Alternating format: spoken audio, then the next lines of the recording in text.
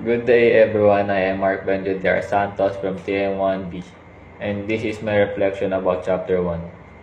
The Firm and Environment. Environment force and environmental scanning. Environmental force refers to external factors that affect firm operation such as political, economical, and social and technological, legal, and environmental.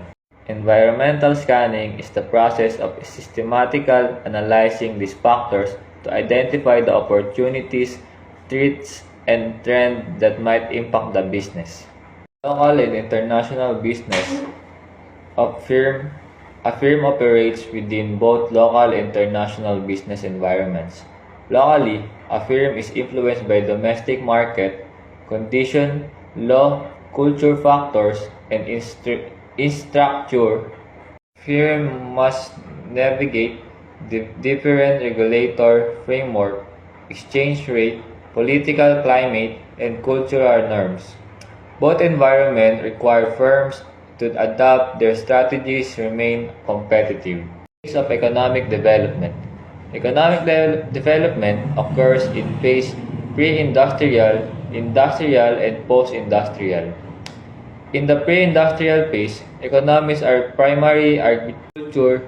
During industrialization, shift to manufacturing, and the post-industrial, the focus moved toward service, technology, and knowledge-based industries.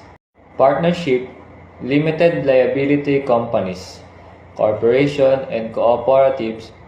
Each structure has its advantage in terms of liability, control, traction, and ability to raise capital, influencing the firm operation and strategical choice. This concept helps businesses understand their operating environment and negative both local and global challenges for term success.